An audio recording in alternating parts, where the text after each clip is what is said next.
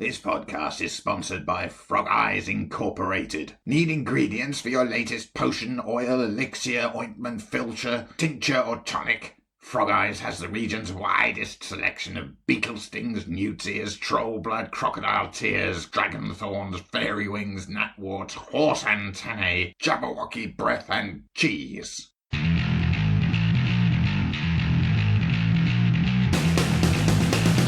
Hello, and welcome to Morris's unofficial tabletop RPG talk. I am, as always, Morris, aka Russ, and with me is my intriguing yet bemused co-host, Peter Coffey from Southampton Guild of Roleplayers. Delighted as ever to be here, Russ. So, Peter, yes, what has caught your eye this week? Oh, what caught my eye was a post on Reddit, believe it or not. Yes, by a person with the username u/Callahan7. And what Catchy. Catchy, super catchy. Maybe even a Dirty Harry style thing, I just don't know. But what they've done is they have condensed onto 2 complete sheets of paper 12 micro RPGs. Wow. That is a lot of RPG for your column inch. What's that? Yeah, so 4 sides, you mean? 4 sides of paper, which is still technically 2 sheets. Yeah. I'm allow it. So there's 3 per side. Yeah, two. I would guess on average, yes. You've got lasers and feelings. Lasers And feelings. Lasers and feelings. Feelings. It's a game which you only need a single D6 to play. And what's it about? It's about space operas and lasers. And feelings. You catch on quickly, my friend. Okay, what else have we got on there? Well, the way you play lasers and feelings is you choose a stat, like a number between 1 and 6, and then for your lasers you have to roll equal to or under, and for your feelings you have to roll equal to and over. I see. Okay. And that's when you're resolving social or technical things. So the better you are at feelings, the worse you are at lasers. All right, exactly. Okay. And then they've got various hacks for that: scrolls and swords, blood and chrome, senate and sabers. What and what? Senate, as in the Roman Senate. Yeah. And sabers, as in Sailors. Sabers. Sabers. Oh, right. Sabers. A sword, Russ. Yes. A sword. I Yes. thought you said sailors. Senate and sailors. I don't know. It's impossible to say. Different. That is something entirely different. We've got neon and chrome, power and responsibility, sanity and sorcery. So that's 1 sheet, which is entirely lasers and feelings hacks. Right. So I do like the idea of a micro game. So basically, you're talking about an entire role-playing game just contained within a few paragraphs of text, and that's the entire game. Yes, and then they've got the very popular Honey Heist, which is all about the criminal bear enterprises. The Witch is Dead, which is about a witch, and they're trying to. There was a witch that was minding her own business until a witch hunter came and murdered them, and then you're like dealing with the aftermath. You've got Solum and World of Dungeons, which is again all micro RPGs. Generally, they're all meant to be playable in 2 to 4 hours, if not less. Yeah. So I thought that was a very useful bit of kit to have, and obviously that'll be in the show notes. Yeah. That sounds pretty cool. Yeah. What caught your eye, Russ? Well, other than my sort of recent and vaguely unhealthy sudden obsession with Lulu's cover of Bowie's The Man Who Sold the World, which I've been listening to constantly for the last week, and I don't know why. Of course. Why would you do anything differently? Exactly. Do you remember Tales from the Loop from last year or the year before? Oh, I definitely remember Tales from the Loop. I played it in January. It's quite an interesting sort of that 80s kids adventure sort of thing. Yeah, so it's like a Swedish company, and it's sort of they bill it as a role playing in the 80s that never was. Yeah, so you've got basically sort of these the artwork is amazing. It's really eye-catching and stunning. Well, it's based on the sci-fi art of Simon, and I apologise for my poor, usually his poor name. Stalinhag.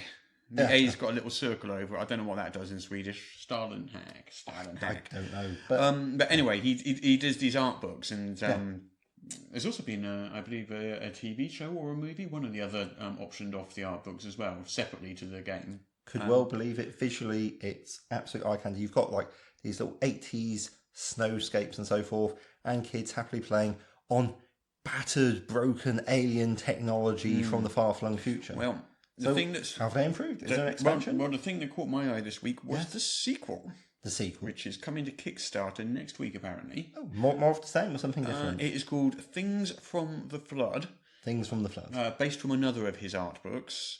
And this one is a bit more grim and a bit more bleak and a bit more mature. So in Tales from the Loop, you couldn't die. Yes. You played kids and you couldn't die. Yes. In Things from the Flood, kids are a bit older, so it's more sort of like later teens. And, it's a bit more mature. They can die. Just looking at the front cover, that's a lot more tentacles than I'm expecting. That is a lot of tentacles. Yes, more tentacles than expected. Things from the Flood. I'm getting a sort of, the Marianas Trench / Cthulhu vibe. Well, Tales from the Loop won, I think it was 5 Ennies.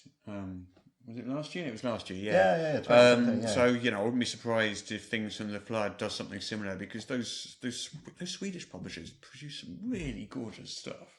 Oh, yeah, I mean, it's like high-quality production values and interesting games. It's a good combination. Whenever you do those sort of what's the most anticipated games of the year thing, there's always like 2 or 3 Swedish games in the sort of top 10. So they've got a big following. Well, that's the nature of Europe. You've got a lot of creative people over there. Yeah. Anyway, that's what caught my eye this week. Shall we do the news? Yes, let's do the news. Let's do the news. Okay then, so the big news, of course, and we'll delve into that a little later, is Waterdeep Dragon Heist came out. Oh, there is a book on the table. It's very exciting. Sitting in front of me. But we'll dive into that a bit later when we do our sort of like special on the book. Absolutely. Sticking with the Forgotten Realms, Mr. Salvatore, R.A. Salvatore, has written another Drizzt novel. Has he indeed? He has. This one is called Timeless. Timeless. Is it more Drizzt? It is more Drizzt, yes. It is How more exciting. Drizzt. It came out last Tuesday, and it features the tales of Zaknafane and Jarl Axel from centuries past. Jarl Axel, you say? That seems timely. Oh, well, Jarl Axel features in Waterdeep Dragon Heist, doesn't it? I know. What's the chance of such a thing happening? It's just a coincidence, I'm sure. Good. The chances are good. Yeah, I mean this one was quite interesting because back in I think it was February or April or something like that, an online bookseller accidentally made the product page for that book public. And Not Amazon, surely. No, it wasn't Amazon that time. Sometimes it is Amazon that does that. It's often Amazon. Yeah. The source of manuscripts. So I reported on it back in February or so. And it was odd because just like last week, the press release for it dropped into my inbox, and I thought that came out ages ago, but no, it's literally only just come out. It's just that it hit the news like months and months ago. Yeah, I mean, I do feel a bit sorry for these online booksellers. There's a lot, as you know, there's a lot to go into selling a book. You've got to make sure all your logistics are in place.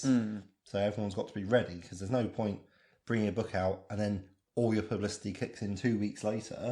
Got to have all that stuff ready to come the dot. Yeah. Otherwise, it's a little bit pointless. Any other good books out there? Coming out soon. Not quite yet, but coming out in October, towards the end of October. There's this big sort of 450-page book called Art and Arcana, or Arcana, an art and history book of the D&D game line, like from inception to the present day. Wait, 450 pages? 448 to be exact. Cover price of $50. 448 pages? Wow. It's a big book. That is a hell of a book, actually, because like the big old A4 thing, like the Judge Dredd book, that was what, 271? 274, yeah. 274, so that's what, nearly double the page. Twice the size of that, yeah. Good grief. Wow. That's a big old book. That is not a small book. That's not a small book. There are detailed role-playing game manuals which are less hefty than this book, which I suppose is fair, really. Oh, well, so this thing is just like full of cover art, interior pieces, and even drafts, sketches, advertisements, and all sorts of stuff. I'm just going back over the history of D&D. Got a foreword by Joe Manganiello. Still can't say his name. Manganiello? Manganiello. I believe. And the book's kind of curated by Michael Whitwer, Kyle Newman, John Peterson, and Sam Whitwer. I mean, that sounds like there's a lot of full colour art in there. That's going to be a pricey book. I have this upstairs. I have this Art of the Dragonlance Saga book, and I remember I picked it up on eBay a couple of years ago because I remember I had that when I was a teenager, and it was gorgeous. I absolutely loved that book, and I never knew what happened to it. I think maybe my parents got rid of it when I moved out or something like that. I can't remember. But anyway, so I picked it up again on eBay, and it's such a gorgeous book. Yeah. Yeah. Nice. This one interesting, $50. There's a premium box set version. Guess how much that one's going for? 60, 70? $125. Ooh. So $50, that actually pretty good value for, because you're basically getting like 2 regular size books pinned together. So I'm like, okay, I can see that. But $125, what do you get with that? Well, it's a box set, and it says it includes some frame-ready prints of 10 classic pieces of artwork. Nice. And there's a pamphlet-sized version of the unpublished original edition of Tomb of Horrors and a special gold and black slipcase. So it's a proper collector's job. That does sound actually like that might be $125 worth of stuff. Yeah. Okay, so that's pretty reasonable, to be fair. It does look good. So it's called Art and Arcana, a visual history. And I think I'm almost certainly going to pick that up. Well, I'm almost certainly going to ask you to have a squiz when you get anything else? Yeah. Mike Myler, who's the editor of Insider, he's started a Kickstarter for his D&D 5th edition, I want to say Eastern sort of high fantasy setting. Oh, wuxia. Wuxia, is that how you pronounce it? I would say wuxia. I don't know. I've never it's heard like it flying people, Hong Kong action. Yeah. I think it's sort of like that if you look at the cover. Yeah, it's called Mists of Akuma.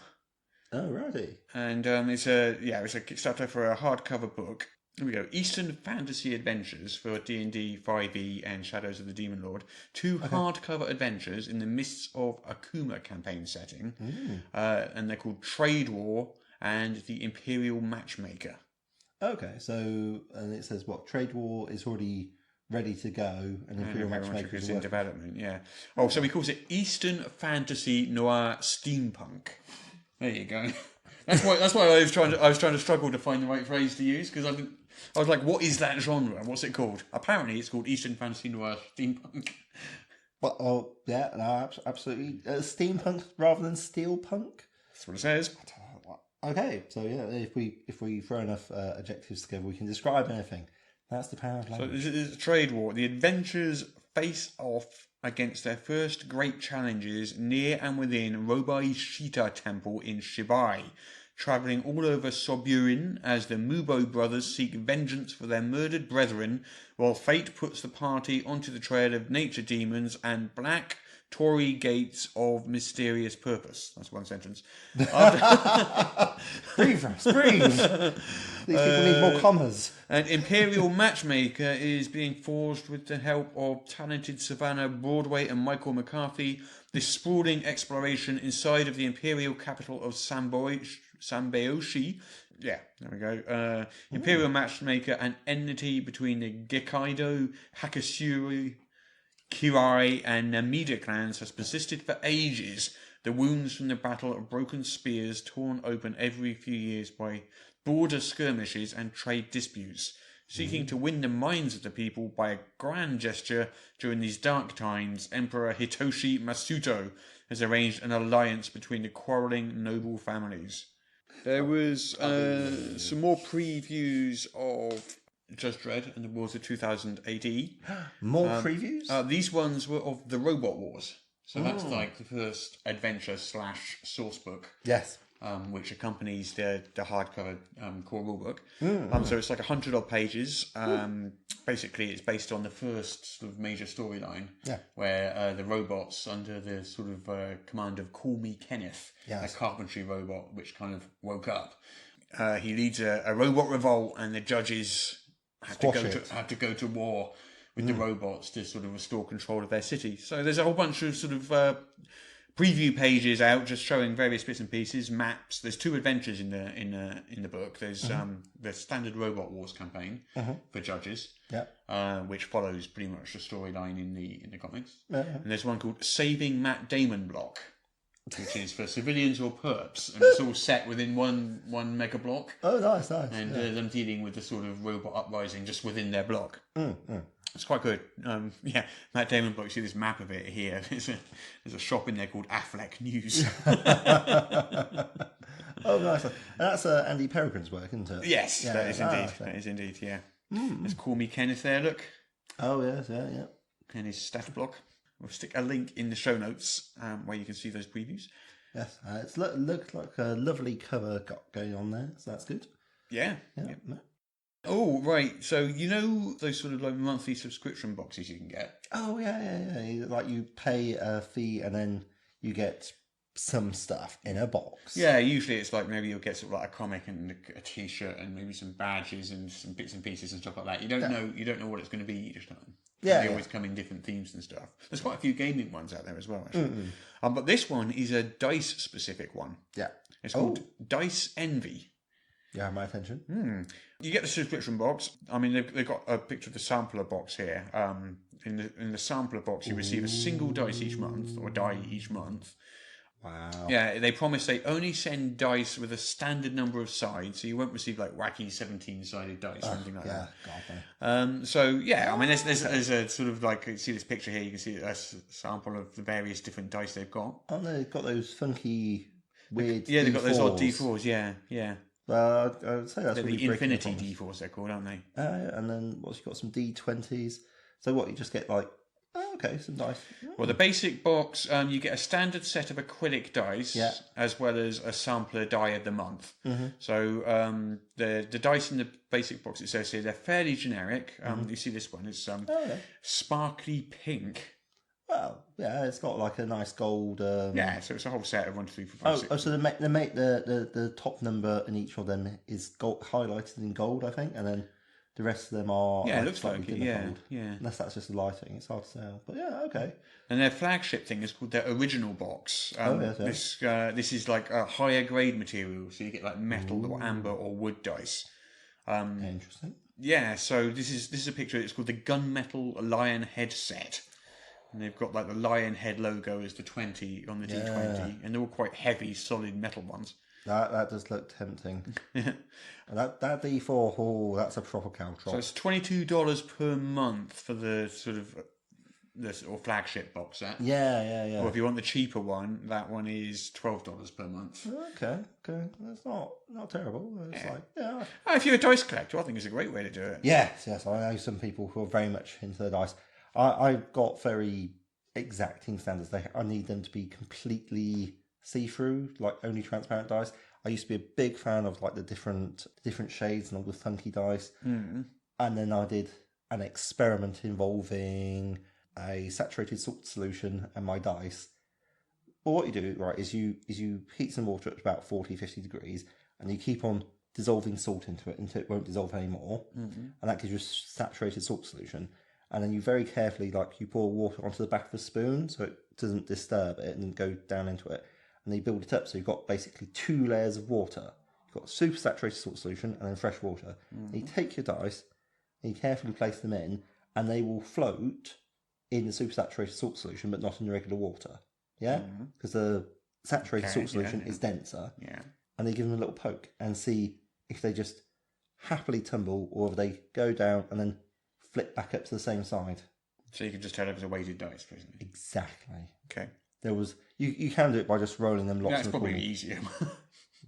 But that's not science. That's not science. Yeah. Well, it's science. It's mathematics. This is more science. It's more my sort of science, which is working in the kitchen. What can I say? And yeah, I was appalled, Russ. I was appalled.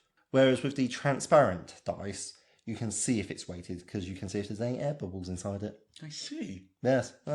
So all your dice are transparent, are they? Not all of them, but the ones which did not show themselves to be weighted. Yeah, fair enough. Yeah, because it's possible to get non-weighted dice, but it's like, if I want my dice weighted, I want it to be intentionally weighted. Fair enough. I don't want dice which are accidentally weighted, especially the number of ones which I was just betrayed. Dice that I love, dice that I've got. It says objets de art. Yeah, 1s and 2s, a lot of them. I'm like, oh, I see. I'm not the unluckiest man in the universe. My dice actually do hate me. Fair enough.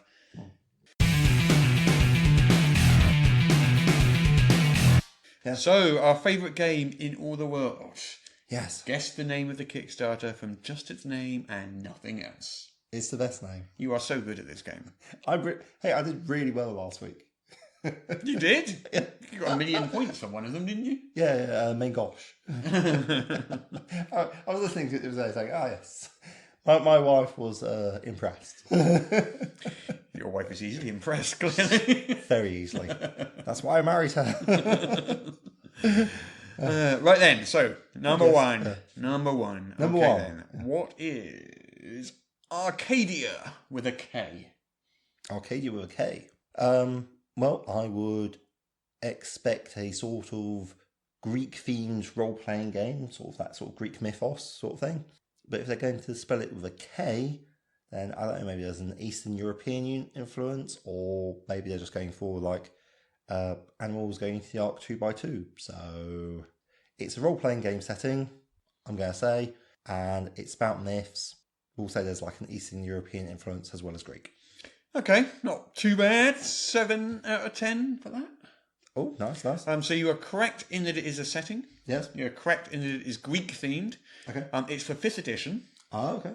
And it's a game of heroic adventure in a world of monsters and myth inspired by the legends and history of ancient Greece. What I really like about this one, look at the art. The art is gorgeous. I would pick this up just for the art. Yeah. To be honest, that is lovely. I'm thinking Jason and the Argonauts. That's very direct inspiration. I could see stop motion skeletons coming right after you in that book.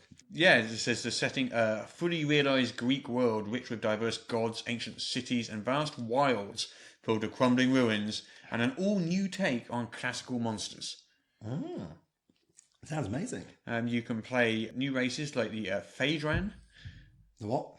Phaedran, Phaedran. Oh, These manifest the features of satyr, siren, harpy, or even gorgon lineage. Oh, get in. There's a whole bunch of new class archetypes, backgrounds, feats, items, kind of Bronze Age items and equipment.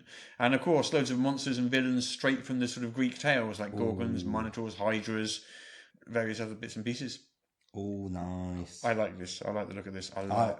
I'm currently listening to Mythos by Stephen Fry on audiobook, so that seems quite relevant to my interests.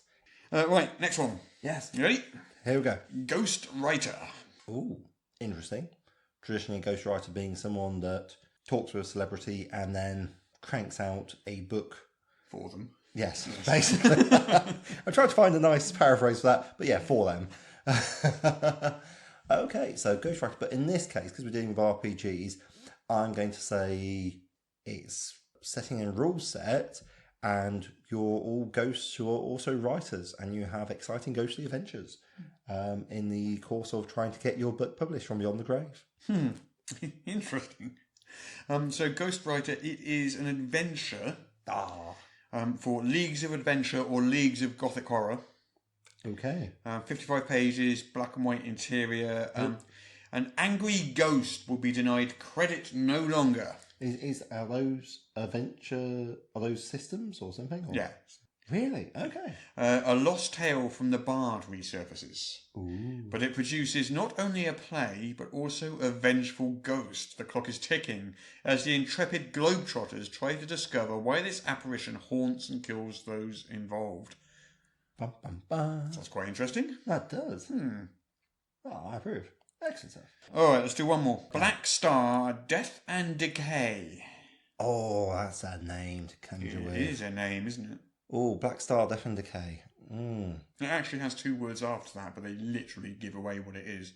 So they do what a title is supposed to. It's part of the title, but okay. So if I say that, then the full title tells you what it actually is. Yeah. And I approve of that. Okay, so Black Star, Death and Decay. I'm guessing Black Star's a like a system, a setting sort of thing, and Death and Decay is a sort of like mini adventure module going for it. I'm hoping that it's like a strong horror theme, maybe some undead in there. I'm hoping vampires, werewolves, mummy lords, the whole 9 yards. That's what I'd hope for if I pick this up. So this is, Shadow of the Demon Lord? Yes. Rob Schwab's RPG. Yes. Black Star is a game line based on that. Mm-hmm. And Death and Decay, the full name is Black Star Death and Decay Creature Codex. Which is why I'm already giving that away. Yeah. It's basically a monster book for the Black Star game line. Yeah. But it's also like quite dark. It's 128 pages, quite dark, undead, lurking horror type stuff. Yeah. I mean, it's got some examples here like infested dolls, whispers in the night, echoes of battles, ghost ships, stuff like that. I think I should be marked out of 5 on this one. Yeah, some lovely art there as well. Look. Oh, yeah. Oh, I really like that. There's like sort of a horde of knights and so forth, and they're facing off against this like crouching, scaled ancient worm of a dragon, just giving them the evil eye. I'm like, yeah, I don't fancy those guys' chances. Yeah. Looks hard for them. Looks hard. Yeah, so I'll give you 2 points out of 10 for that. I have no idea why. It That's just seemed like a good number. I'm so bang on the money. Get out. Your spreadsheet needs updating, sir. Good day. Okay, so I think that's the end of the game for this week. Yeah, it's our favourite game in all the world ever. Yes. Is it still your favourite game in all the world ever? I enjoyed the game. The scoring less, I'll be honest. I'm not sure I believe you have a spreadsheet. It is very detailed and very accurate, I'm telling you. Okay, then. I believe All you. scientifically worked out. So, hello, I'm back here at the Perturbed Dragon Tavern, where I have the honour of my third interview with the esteemed and powerful Malek the Maleficent. Yes, that's me. Hello. We're here to talk today about your sort of arch enemy, Dr. Victor von Wolfhausen-Smythe. Who? Dr. Victor von Wolfhausen-Smythe. I don't know that name. I'm not familiar with him. No. I'm sure you do. He is your arch enemy. My arch enemy? Yes. No. I mean, he's one of the most... It doesn't ring a bell. He's one of the most famous individuals ever to exist. Hang on a minute. Doctor... what did you say his name was? Victor von Wolfhausen-Smythe. Wolfhausen-Smythe, yes. Chap who discovered, Cleopatra's tomb, yes? Yeah, yes. And claims to be the world heavyweight boxing champion. But several times over, yes. Yes. And the one who climbed Everest with Shakespeare. That's the one, yeah, you have heard of him. No, I've never heard of it, no. Oh, I mean, he is possibly the most accomplished man ever to have lived. Ridiculous. It seems unusual that you wouldn't have heard of him. How will you back up that claim? Oh, well, the list of his accomplishments is legendary. He's defeated many of your evil attempts at world domination. I don't think so. No, all of my attempts at world domination have been successful. Right, but what about the time where Dr. Victor von Wolfhausen-Smythe encountered you atop the waterfall and punched you such a mighty blow that you flew 100 feet through the air to fall to your apparent demise? Yes, I can fly. I flew 100 feet. Isn't that amazing? Yes, I suppose, yes. And what about the time that he created an anti-rat colossus which met your own rat colossus and seduced it and caused it to fall in love with his own and disappear off to an island in the Pacific? I think you'll find that I created a rat colossus to counter his anti-rat colossus and sent them away to an island in the Pacific. Right, but you did create the first rat colossus. I had the foresight to do so, yes. I see. Well, what about the time where you ran for the office of world president and were beaten in the polls by Dr. Victor von Wolfhausen-Smythe's very, very accomplished and extremely successful election campaign? I think you'll find not only is that fake news, but also I won the popular vote and am in fact president of the world at the moment. Right, but if you're president of the world, why do you need to dominate it in such a nefarious fashion? Man has to have his hobbies, doesn't he? I suppose. So, now we've established that you do, in fact, know Dr. Victor von Wolfhausen-Smythe. I mean, what's your general sort of impression of the great man? Well, his cupcakes are awful. Cupcakes? Yes. Have you never been to one of his bake sales? He makes these awful cupcakes that are 400% icing. They're disgusting. Oh, I see. They give me a headache every time. Well, I would say that as criticisms go, I mean, if that's the worst you could say of him, sounds like he really is quite the legendary accomplished individual. I don't think so. The stories I could tell about Dr. Victor von Wolfhausen-Smythe. Ooh, an exclusive. Yes.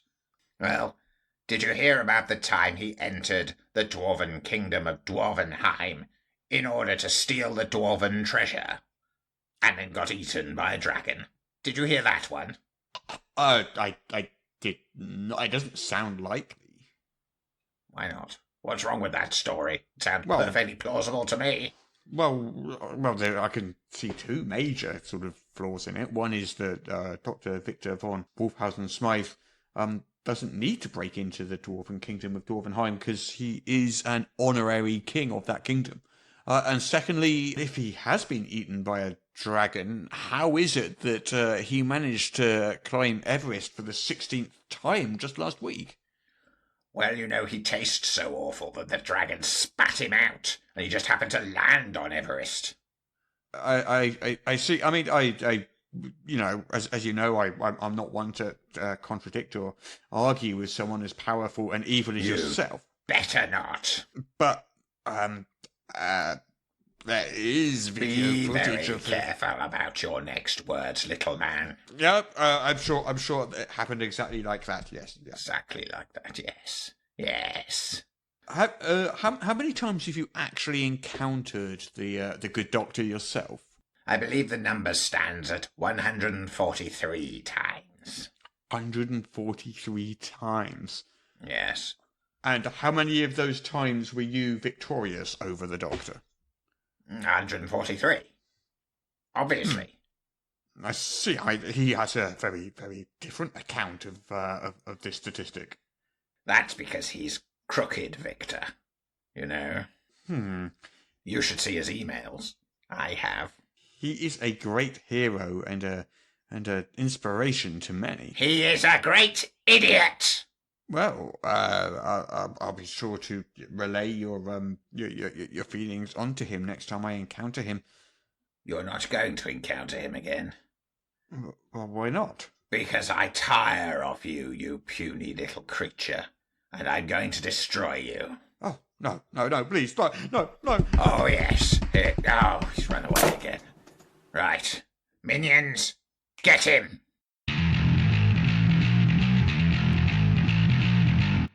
Hello, your editor Daryl here. Before we get to the main topic, I wanted to remind you of our Patreon. If you go to patreon.com/Morrus, you can help support the show and get access to the entire back catalog of deleted scenes and outtakes episodes. The last couple have been almost as long as the actual podcasts themselves. This week's episode, though, you can learn more about Waterdeep Dragon Heist, hear outtakes from the interview with Malek the Maleficent, hear the guys get scared out of their wits, and a lot more. That's over at patreon.com/Morrus, and we thank you for your support.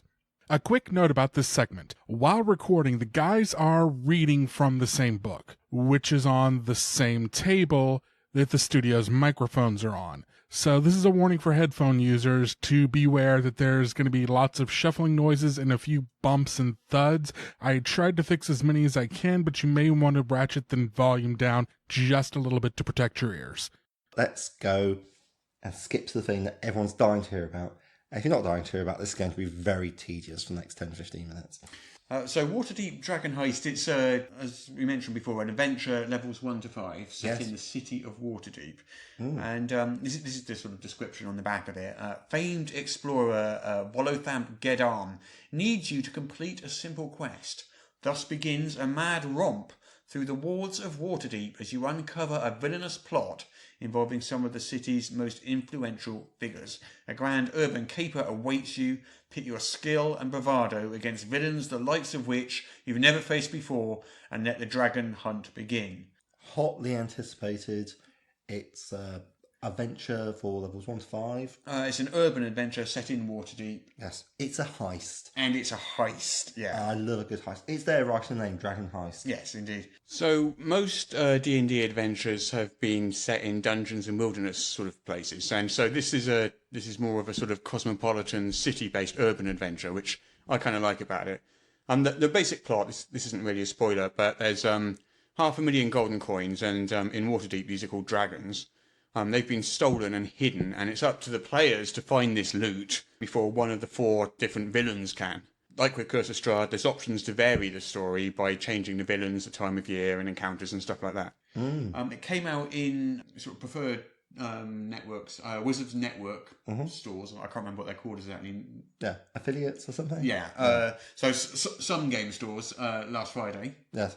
And it will be on general release on Amazon and basically everywhere else next Tuesday.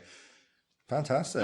So yeah, here it is, right in front of you there. As you can see, hardback book. It's got a nice big fold-out map in the back of Waterdeep. And nice. I think, should we just go through the book? Yes. And just talk about it? But first things first for us, we've got to pay attention to the science. So... And what does it weigh? I'm switching on the scales. All right, let's do it. Okay. I will note that you're also weighing your bookmarks. I'm also wearing my bookmarks, but I'm going to treat them as negligible. All right. So that's 876 grams. Confirmed 1 and twice. Yes. Science has been done. Yeah. We're good to continue. But I am going to go and go on Amazon and see what it says it weighs. Oh, sorry. Those sounds of me unfolding. Wow, that's a big map. That's like... we've got Waterdeep on one side. And Waterdeep. Oh, we've got DM's so we've got map. a Diem's map on the other side. It's a lovely map, isn't it? It's big old fold-out poster map. There's a lot of detail in this. Yeah. I mean, how big is this roughly? Because so we've got that's about A4 size. 1, 2, 3. So what did you say it weighed? 876. Well, according to Amazon, it's 862.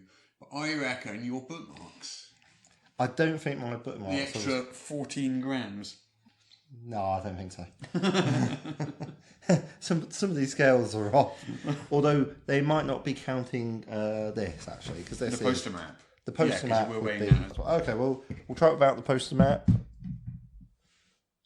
And that takes it to 828. Oh, no, because there's 862 on here. So that takes it below. In which case, I don't know what Amazon are using to weigh things. But we have done science. We have done science. And now we've got to report that Amazon have different scales from us. They're probably just doing it wrong. Right, so we have a big double-sided poster map of Waterdeep. One's the player's side, one is the DM's side. Yep, it's a bit over 6 A4 pages, maybe 6.5 A4 pages. Yeah, you can basically see an overview of the entire city: Dock Ward, Southern Ward, Trade Ward, Sea Ward, Undercliff. Yeah, the City of the Dead, which is the sort of thing that personally takes my notice as a player. I'm City of the Dead. I wonder if there's going to be something terrible happening to me there. Probably. It's a lovely map that you could put that on the wall, and that would look, nice just as a piece of art, wouldn't it? Yeah, that's true. Actually, I know a couple of people who do collect fantasy maps, and this definitely has a certain something to it. Having a quick look at the DM's map is basically the same, but there's a couple of extra locations on the other side. Talking of DM's map, I just want to say we're going to be flipping through the book in a minute. Yes. There may be spoilers, so if you're going to be playing the adventure as opposed to running it, you might want to consider maybe skipping ahead and not listening to this section because we're going to try not to spoil anything, but something might slip through. You never know. Yes. The spoilers are terrible, but we are both very, very stupid people. But what's your sort of first impression of the book when you picked it up and opened it up? What did you think? I was sort of underwhelmed by the cover, I'll be honest, because it's quite I really like that cover. Oh, that's fair. So I think it's fair to say opinions split. Yeah. Oh, okay, that's not a halo he's got there. That's actually a big honking grey tie. Yes, there's a big beholder in the background, yeah. Nice, and that's teeth. Yeah, I'm guessing what we're looking at is the villains of it. So I'm guessing that would be Manshoon at the front, and then the Castellars. Possibly. Where's Jarlaxle then? That'll be Jarlaxle. Jarlaxle's the big guy in the middle. Yeah. Okay, yeah, of course. He's got pointy ears. Yes, there we go. Pointy ears and a feather in his hat, of course, yeah. That's him. Yeah, okay. I bet he calls it macaroni. And that's Xanathar in the background with the big sort of beholder. Yes, lurking in the back. And there's a lot of gold pieces or dragons, as they're called. So this is a game with like a lot of dragons involved. Yeah. So just opening at the book, just flipping through, just looking. You know, they always have these disclaimers in the front of the D&D books. Oh yes, yeah. So I thought have a look at the disclaimer in this one because I always quite enjoy those. So they're always like this. If you pick up any 5th edition D&D book, look on the credits page. You'll see a disclaimer. Yes, and it's always something funny. So this is the one for this. The Lords of Waterdeep cannot be held responsible for the flogging, banishment, incarceration, or execution of adventurers who violate the code legal, nor are the lords responsible for the actions of beholder crime lords, unscrupulous nobles, drow swashbucklers, and evil clones.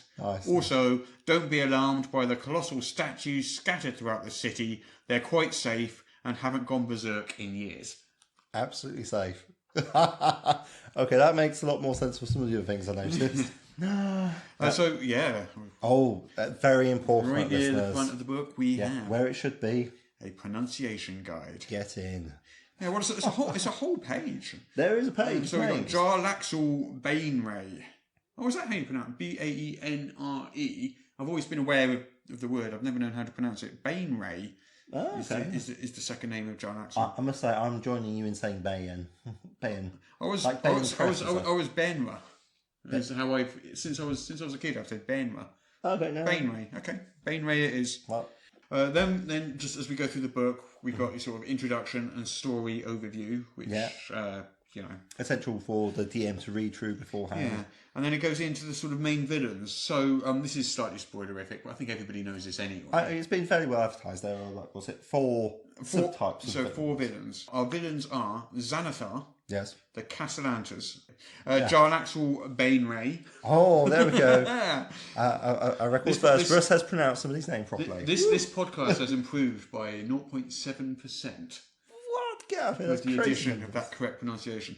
And of course, Manshoon, or the clone of the wizard Manshoon. Yeah, so as you can see, we've got a section dealing with each of these villains, and then it dives into the seasons here.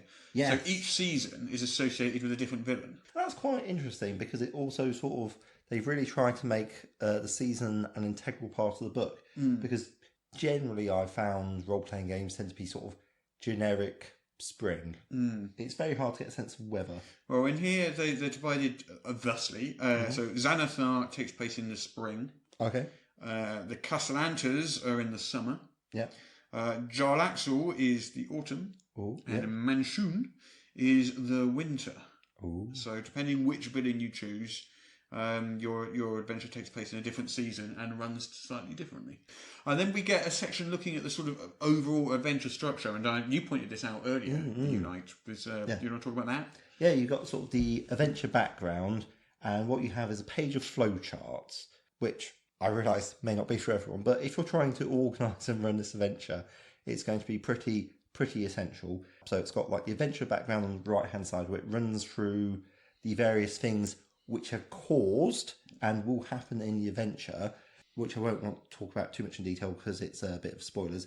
And then it's got the adventure flowchart, which is like the things that happen, and then you go towards like the villain in their lair, and each of those villain layers gets its own separate chapter. You think about it, so you only actually, on your first playthrough at least, I assume you can rerun the game a bit like you can with Curse of Strahd. You're only going to use presumably one of those chapters. Absolutely. So there's 4 chapters there, which basically make for a slightly different adventure depending which chapter you use. And also, like I think there's a later flowchart which mixes up the encounters you'd see. So it's possible that you could rerun it, and I guess that would be, I don't know how long it would take to run. What we're looking at, 20 hours? Well, it's levels 1 to 5.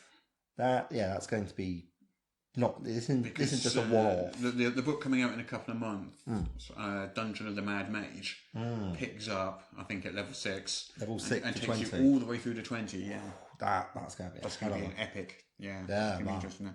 So then we go on to a big section on like life in Waterdeep. So it tells you here about what it's like to live in Waterdeep, breaking the law, stuff like that. Character creation deals with sort of like guild memberships, character backgrounds. There aren't any new backgrounds here, but it tells you which are appropriate to use. That's something I found quite interesting. There's like no new character classes. Or something. Oh yeah, there's no actual character. Yeah, there's no actual player character sort of content in this book. It's strictly a DM's book, so I can see that might well limit sales, to be honest. So then we've got a nice big section on factions in Waterdeep, which you can be associated with. We've got Bregan Death, we've got the Emerald Enclave, Force Grey, which is also featured in one of Wizards' live streams. Oh, okay. I haven't seen that one. There's the Harpers. Yeah, that's known. That's in the Adventurers League and also in Lost Mines of Fandelver. Lords Alliance. Yeah, again. Order of the Gauntlet. The Xanathar Guild. Okay. Oh, yes, that would be a local one. Anyone can join the Xanathar Guild, which, despite its name, doesn't have official guild status in Waterdeep. Before membership is granted, however, an applicant must pass a test that always involves the perpetration of a serious crime. Possibilities include murdering a guild member who has failed Xanathar in some fashion, kidnapping a Waterdavian citizen, collecting a ransom, robbing a hire coach, or looting a warehouse. Okay, so to join Xanathar's gang, you have to be a bad dude. Well, we knew that already. And there's the Zentarim. Oh, yes. Interesting. Yeah, the Black Network has an open recruitment policy. Anyone can join. Tenacity and loyalty are highly valued traits in new members. We're totally not the bad guys. Yeah. Okay, so that's interesting because it's odd that they're focusing so much on the various factions because they've just taken factions completely out of Adventurers League as part of Season 8. How are they now? Yeah, it's bizarre. I think you can still be in one if you choose to make it your background, but they've made it a lot. I don't know why they've done it, to be honest. I'll have to look into it in more detail. Now, turning the page over, we get a double full-page spread, and this is the interior of the Yawning Portal Tavern. Yeah, I mean, this is actually one of my favourite parts of the entire book. So you've got this large sort of double-page spread, cartoony kind of thing, where basically every single Forgotten Realms or Waterdeep character you can think of is crowded into this tavern in a kind of, like those, like... Where's Wally? Or what is the American version? Waldo? Yeah, where's Waldo? Yeah, anyway, whatever. I think so. It looks like that, and each one's got a little number next to it, and there's this sort of key later in the book telling you who's who. But there's sort of 80 odd, 85 is the highest number I can see there. Yeah, the party's absolutely popping. So you know what number 85 there is? Matt Mercer. Is it? Sitting there in the corner reading a book. And then we jump into the adventure itself with chapter 1. So we've gotten up to page 20, and now we're jumping into chapter 1. Yes. Got the adventure hooks and so forth. Yeah, so it looks like Volo gives you your sort of adventure hook. So you start off in the Yawning Portal and sort of events take place from there. Yes. I won't spoil it too much, but you meet Volo, he gives you a sort of starting quest, and that sort of kicks off the entire thing. He's chilling out in Quest Giver's Corner. Yeah. Little exclamation mark over his head. Yes, It's all good, exactly. Yeah, you get this little starting quest, which you complete for Volo. And there's various different guild hideouts or something. And then you got chapter 2, it's called Troll Skull Alley. I mean, I don't quite know how to sort of like go through this without just like reading out the actual I probably adventure spoilers. Yeah. They've definitely got different material. Like factions are in character very important parts of it. Like it reckons the Bregan Death, Emerald Enclave, and there'll presumably be different options. So you can run this through several times with characters part of different factions, and they will have different missions, different requirements. Yeah, so you've got here Harper missions, you've got Emerald Enclave missions. And they've got different missions according to like the general level of the players as well. Yes, so second, third, fourth. Yeah, so for example, Harper missions level 4. One of our members, Matwin Mereg, has allied himself with a gang of doppelgangers and believes the Harpers should recruit them. We need an unbiased opinion. Track down and speak with each of the doppelgangers and gauge their trustworthiness. And so basically you got 4 different missions for each faction, depending on what level you are.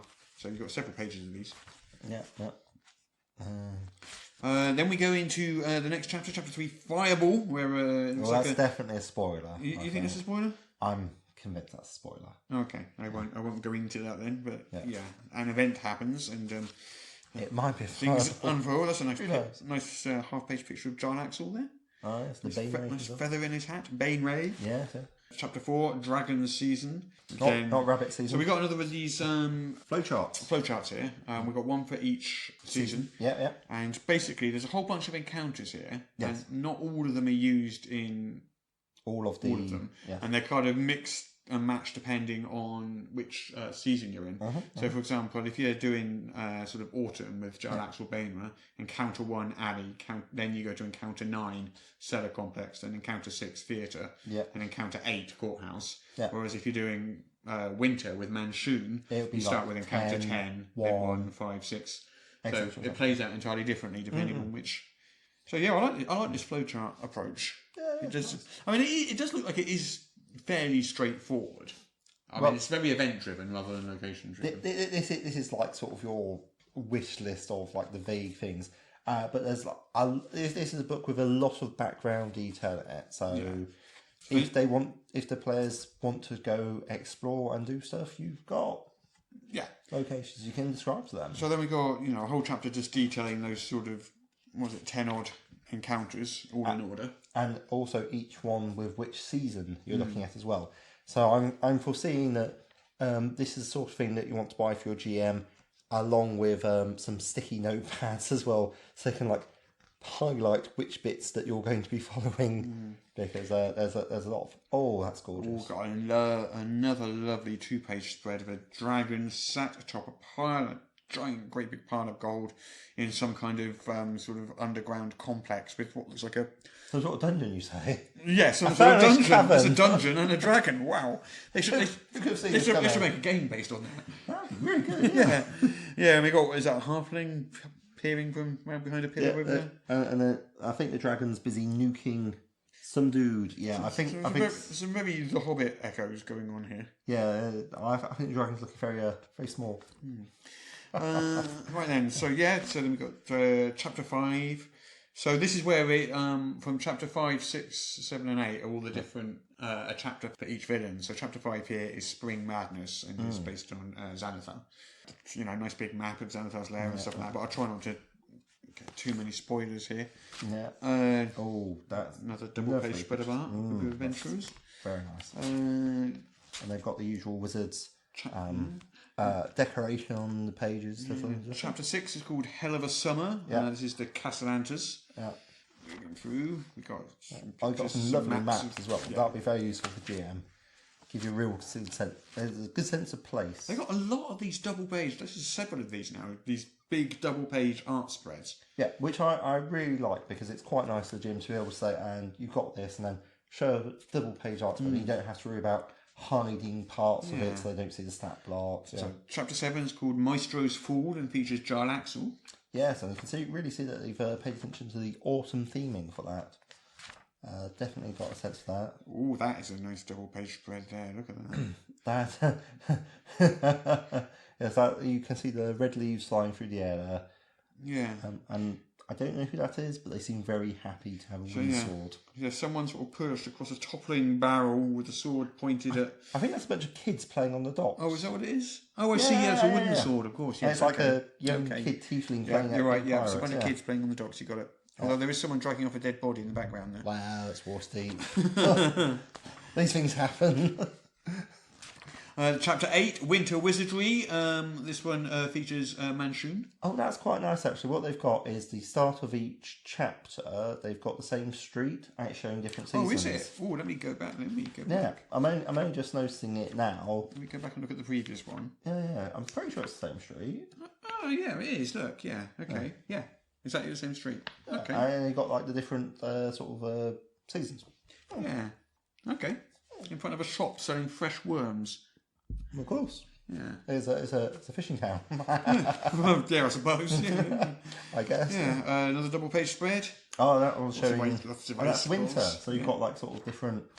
Like you've got kids playing in each of those things. So yeah. So it's like again, a way to sort of reinforce the theme. Okay, so then you have so that's basically the end of the adventure stuff. You've got a chapter for each villain, and then we go into a different section of the book, which is Volo's Waterdeep Enchiridion. Is that how you pronounce it? I'd say Enchiridion.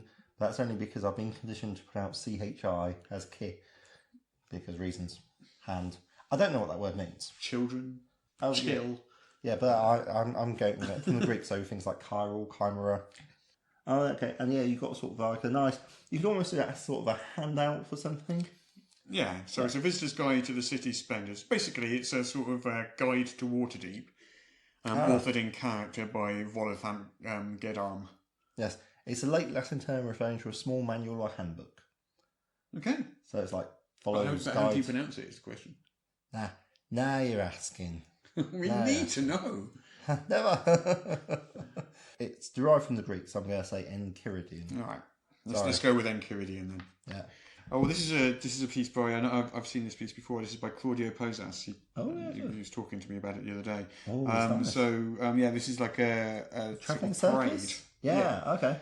So you've got this big bull, or oxy bull type thing with an elf sitting astride it. Please do magic. You've got a Drizzt on a unicorn in the background there. You've got a sort of not toy dragon, great big carnival dragon in the background, but it's a whole parade. And a caged owl bear. Would not like to be the tamer for that. Or is it a bear owl?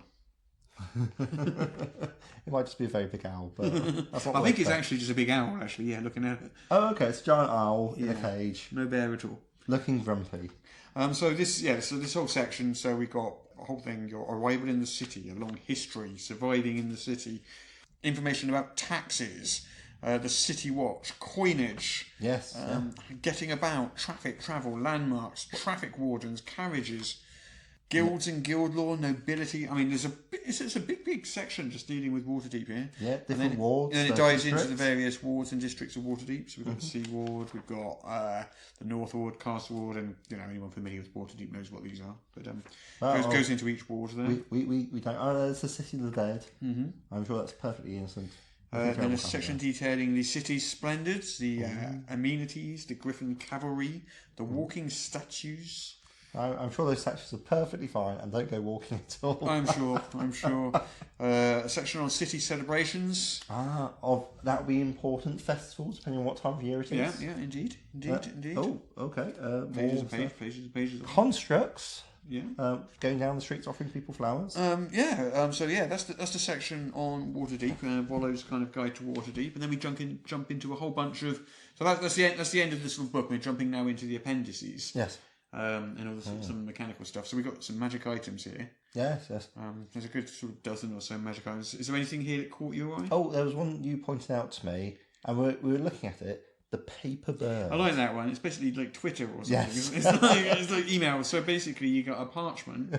You write a message on it, speak a creature's name, and it folds itself into a paper bird and flies off and delivers the message. It's the 50 words or fewer that really sells it as a tweet to me. So we've got Azure Edge. We've got the Black Staff. We've got the Dragon Staff of Anchiron. Oh, we can check the pronunciation. No, we could. But we're not going to. Smoke powder. We've got an artifact called the Stone of Golor. That's a strong name. Yeah. So basically we've got a dozen or so magic items there. And then Appendix B, we jump into the monsters and the NPCs. Yes, there's absolutely tons of them. What did you make it? 50 separate stat blocks? I mean, they're mainly NPCs rather than monsters. There's not many monsters in there. Is it? I mean, it being a city-urban-based adventure, I suppose that's kind of... appropriate. So right at the back of the book now, we've got Appendix C, which is a bunch of handouts. Yes. Yawning portal friendly faces, which you can hand out to the players. So each one's got a picture, their name, and just a little quote from each one. So we've got Bonnie, the human barmaid. Many adventurers pass through the yawning portal on their way to greatness. All of them try the ale, and so forth. So we've got 1, 2, 3, 4, 5, 6, 7. Yeah, so we've got seven sort of yawning portal friendly faces there. And on the other side we've got a page handout which is the Code Legal, which is kind of like the laws of Waterdeep, which you've got to know. The laws cannot be responsible for any floggings incurred. That's a good idea, having that as a handout. Yeah, no, I like it. Just We've whack got it. jumping back to sort of a bit of self-interest there. The Judge Dredd GM screen, we've got the laws and penalties on the player-facing side of the GM screen, so that because every Judge Dredd I've ever played, whichever sort of game system it ever was, the game always stopped when it came to sentences, and people would grab the book and say, "Oh, what is the sentence of burglary?" Oh, and they flick through the book or whatever. So now I just put it on the GM screen facing the players so they can see it. No, it stops me from making up. It's like, yeah, that's 15 years for burglary. So, That is our look at Waterdeep Dragon Heist. Yeah, so all in all, it's a great adventure. It's different to most of the previous 5th edition adventures. I really enjoyed it. I definitely recommend this one.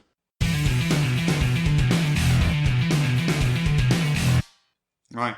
Okay. The competition. Oh, competition time.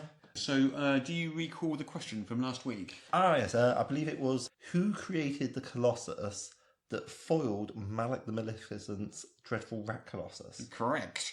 And the answer to that was, of course, Victor von Wolfhausen Smythe, the man who can do everything. yes. So we got about 11 entries this week. The listeners clearly haven't been paying attention. We told them, make sure you're paired up. No, I'm only joking. Fantastic. Thanks everyone for entering. Before we dive into these, I just want to say something quickly. I mentioned this on our Facebook group. Yes. For those that don't know, listeners that don't know, if you go onto Facebook and search for Morris's Unofficial Tabletop RPG Talk, there's a Facebook group there which we kind of discuss the episodes and stuff afterwards. Yes. I had a slight email disaster. And I lost all the emails of all the winners and stuff for recent competitions. Yes. So I could just go back and listen to all of the episodes again to get all the winners, but I think you should. I don't desperately want to. I would if I have to. But if you are waiting for a prize and you haven't mentioned it on the Facebook group, could you please just email me, morrispodcast@gmail.com, to remind me which prize you won and give me your address again. And I'm sorry if you haven't got it yet, but I did have I just lost all my emails in that account. Okay, so we got 11 odd entries for this week. So here we go. Okay. Who's got the right answer? Okay, well, I think everybody got the right answer. So Carl White. Hi, Thanks Carl. for listening, Carl. He says the perpetrator of Rat Colossus 2 was none other than our old friend Dr. Victor von Wolfhausen Smythe. Oh, bang on. I'm keen to hear more info on the Dread game. Are you planning on discussing it further on the podcast? I did mention the Robot Wars today, and as Kickstarter launches and stuff, I will definitely be, mentioning it then. We will be discussing things that aren't Dread. I'm kind of wary of just turning into me talking about my own stuff all the time on the podcast. Which never. Obviously, I'm going to bring up my own stuff from time to time, but I want people to know that it is good stuff. But I think we need to talk about other things. Yes, exactly. Yeah. So, okay, the next entry, David Anderson. Thanks for listening, Dave. This is David from Tampa, if you recall. Oh yes, wow, yes. He says, "Yes, it's still hot here." Good. Before I answer this week's question, I have a request. I don't know. Dangerous precedent. You seemed pleased last week that I declared myself a fan of the show. Yeah, that's fair. Could you please declare me the first official fan of the podcast? Thanks. Definitely our first known fan from Tampa. Good work, David. There you go. Yes. You can represent the Florida chapter. Yeah, okay. The Florida chapter. Yeah, the Florida chapter of the fan club. Of the Wizards of Pod. That's correct. You can be the first apprentice wizard of Pod. I wish I hadn't said that. Yes. There are no Wizards No of take Pod. backs. No take backs. He says, this week's answer is the venerable Dr. Victor Von? I can't even... Victor von Wolfenstein Smythe. No, Wolfhausen, my friend, not Wolfenstein. Who created another giant rat automaton.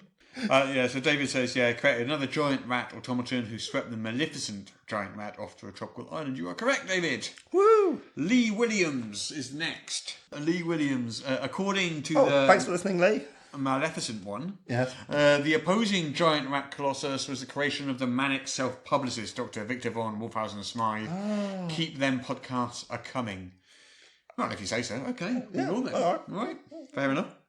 I mean, if you're listening, it seems rude to stop. Andy Evans. Thanks for listening, Andy. He says, "Hi, I didn't know I was interested in Judge Dredd and the 2000 AD RPG. Episode 11 convinced me that I desperately need it. and I subsequently ordered myself some Judge Dredd, Nemesis and Absalom books in preparation. Also got me some wine as well. Excellent. Solid background reading. I like this person. So on to the question. The creator of the sexy dreamboat Rat Colossus was Dr. Victor von Wolfhausen-Smythe, also known as Dr. von W.S. in some circles.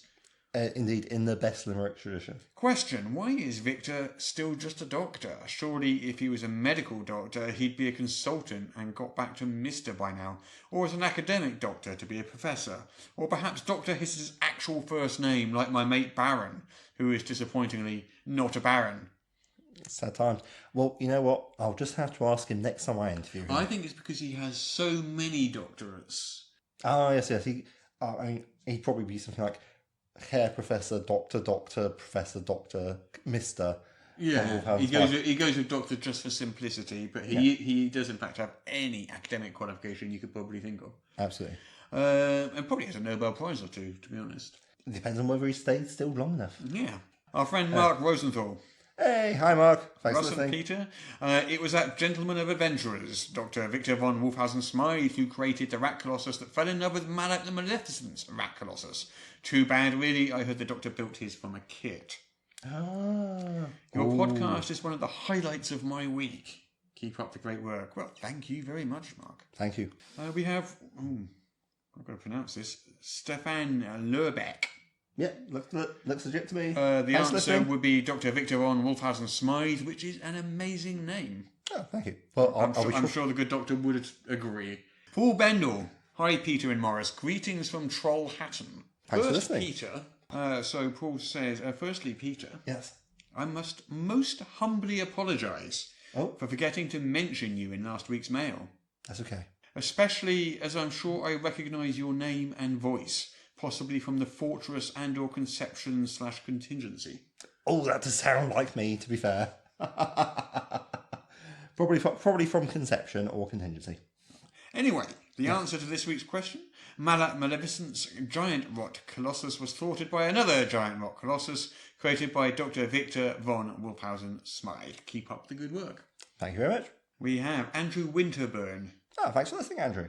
Hi, Russ and Peter. Unable to resist temptation, I will have to have another crack at winning a copy of Judge Dredd and the Wars of 2000 AD. I understand that. Answer to the question, what is the name of the person who created the giant rat colossus that thwarted Malak the Maleficent, is Dr. Victor von Wolfhausen-Smythe. Oh, bingo. Here's hoping things go my way this week. Well, you have basically a 1 in 10 chance. Mike Olsen. 1 in 11. But... 1 in 11, sorry, yeah. Mike Olsen. Thanks for listening, Mike. The nemesis of Manax, who built the rabbit colossus thing, is none other than Professor Victor von Wolfhausen-Smythe. As chance would have it, I recently wrote a limerick about Wolfhausen-Smythe, and it goes like this. I think we read this out in a previous podcast, but let's read it out again, why not? Because I do like a lyric. Victor von Wolfhausen-Smythe was a man so incredibly lithe that when death first came for him and showed Vic his claim for him, the good doctor ducked under his scythe. That's a definitely. It is quite an awesome limerick.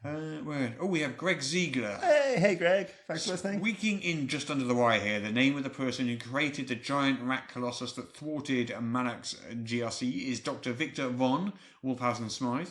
The man does get around. He does. My concern now is an island in the Pacific totally infested with GRCs, giant rat colossi, as the two immense lovebirds will have nothing better to do there than procreate. A giant rat colossus predator may need to be created. It's almost like a worthy song. Why do giant rat colossi? Rick Astley, that's just cruel. Yes. I really appreciated the detailed drill down of the new Judge Dredd RPG, a great episode. Your gaming histories are also fun to listen to this week, as most of us aging gamers love to tell stories of what we did back in the day. I'm quite guilty of that myself. I actually like what Daryl put in the sort of bonus content on the Patreon, because there's an awful lot. Because that conversation went on quite a long time last week. It did. And there's an awful lot of our sort of personal gaming histories that ended up in the Patreon. Oh, okay.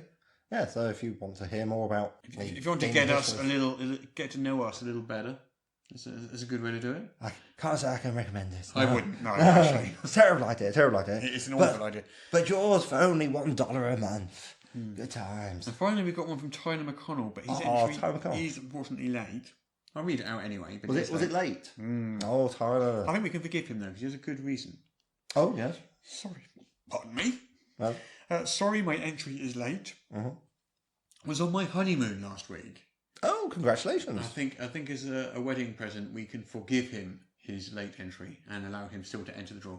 This once. But Dr. Victor von Wolfhausen-Smythe is the only man who can stop a giant rat monster using love and another giant rat monster. You are correct. You are correct. It's fair. So, shall we do the drawing? 11. 11. Can't wait. Can't wait. You are this week's winner. Hey, good Please work. email me your address and I will get that book out to you. I'll just say the Just Read books, the one from this week and the one from last week. The final files went off to the printer this week. So the Just Read books, you'll be getting them probably before the Kickstarter or right near the beginning of the Kickstarter. Oh, okay. Good times. Okay, so that is this week's competition. So this week's competition, Yes. in keeping with the theme of the episode, we're going to send out a copy of Waterdeep Dragon Heist to the lucky winner. What? Amazing. I know, that's a good prize, that. That's a solid price. So the question this week, would you like to answer the question? Oh, yes.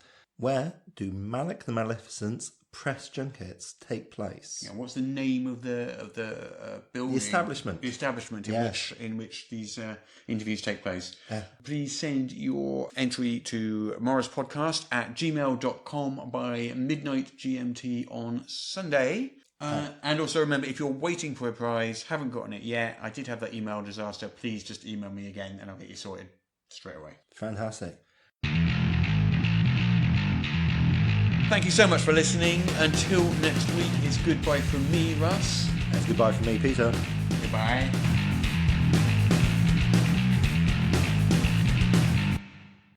Well, what a disappointment that was.